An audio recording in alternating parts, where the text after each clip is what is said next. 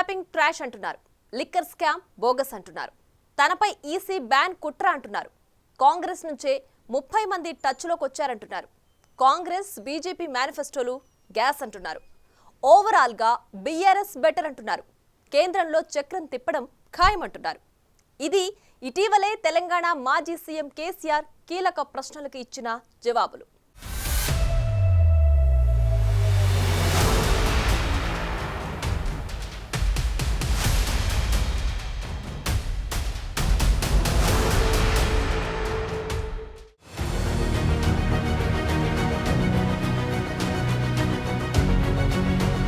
తెలంగాణకు రక్షణ కవచం బీఆర్ఎస్ మాత్రమే అని అంటున్నారు మాజీ సీఎం కేసీఆర్.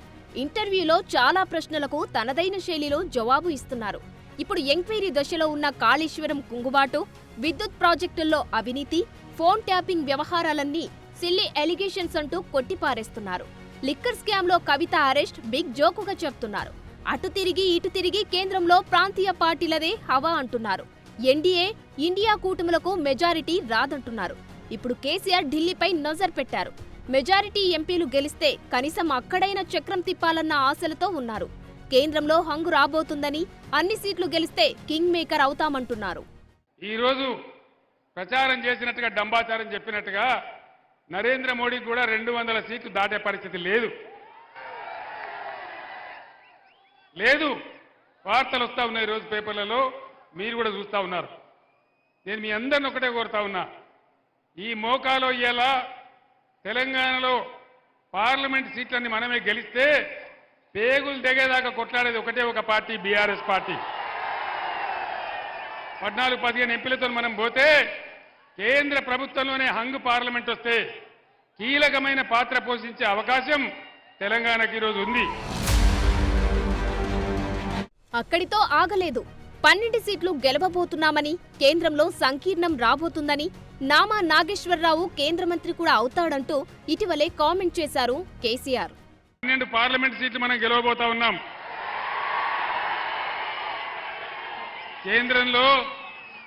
కేంద్రంలో సంకీర్ణ ప్రభుత్వం రాబోతా ఉంది. అప్పుడు ఏం జరుగుతుంది? మీరు నామా గారిని ఎంపీకి గెలిపిస్తే ఆ సంకీర్ణ ప్రభుత్వంలో నామా గారు కేంద్ర మంత్రి అవుతాడని మనం చేస్తా ఉన్నాం. అంత పెద్ద లాభం మనకు జరుగుతుంది.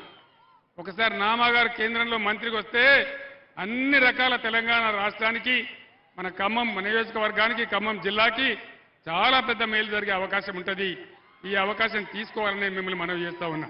కేంద్రంలో ఏ పార్టీకి మెజారిటీ రాదని 15 సీట్లలో గెలిపిస్తే తానే కింగ్ మేకర్ అంటూ ఎన్నికల ప్రచారాల్లో వరుసగా కామెంట్లు చేస్తున్నారు కేసీఆర్.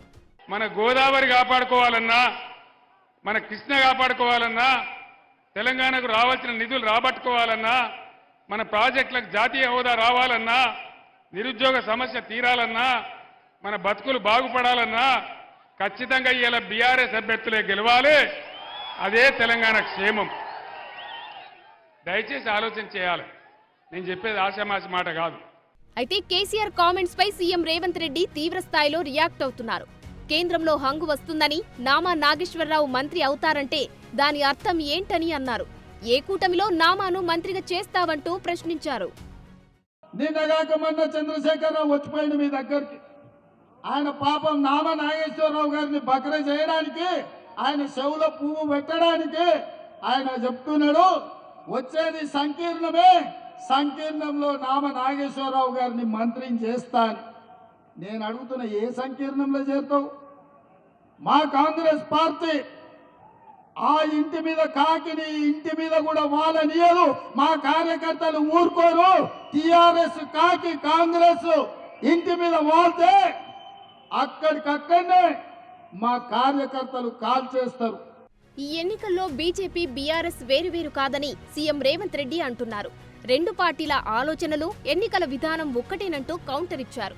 కేసీఆర్ ను తమ కూటమి వైపు కన్నెత్తి చూడనివ్వబోమంటున్నారు. కేసీఆర్ ను ఇండియా కూటమిలోకి రానియం. కేసీఆర్ ఇంటి మీద కాకి మా ఇంటి మీద వాళ్తే ఒక్కటే దెబ్బకు తుపాకీ చూసుకొని లేపి అవతలేస్తాం. కేసీఆర్ ను కాదు, కేసీఆర్ ఇంటి మీద వాలిన కాకి మా కాంగ్రెస్ గోడ మీద వాళ్తే కూడా మా కార్యకర్తలు కాల్చి అవతల పడేస్తారు. మా దగ్గరికే రానియం. మరి 12 సీట్లతో కేంద్రంలో ప్రభుత్వం ఏర్పాటు చేస్తాడా? ఎవరితో చేస్తాడా కేసీఆర్? మరోవైపు బీఆర్ఎస్ కు వచ్చేది ఒక్క సీటు కూడా లేదని, అలాంటప్పుడు నామాను కేంద్ర మంత్రిని ఎలా చేస్తావని కేసీఆర్ ను ప్రశ్నిస్తున్నారు మంత్రి పొంగులేటి శ్రీనివాసరెడ్డి. మీరు నామా నాగేశ్వరరావు గారిని గెలిపించినట్లయితే కేంద్రంలో మంత్రిని చేస్తాడట. నీవు గెలిచేది ఒక్క సీటు కూడా లేదు తెలంగాణ రాష్ట్రంలో గాని దేశంలో గాని.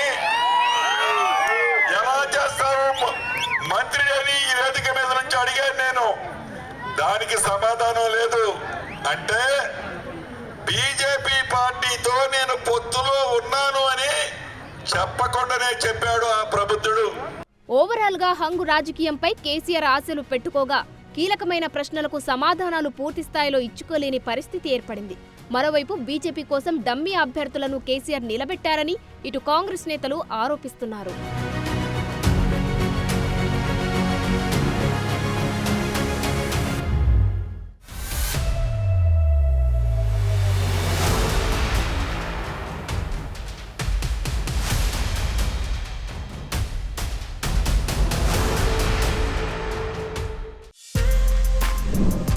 For more videos like this, subscribe Big TV channel.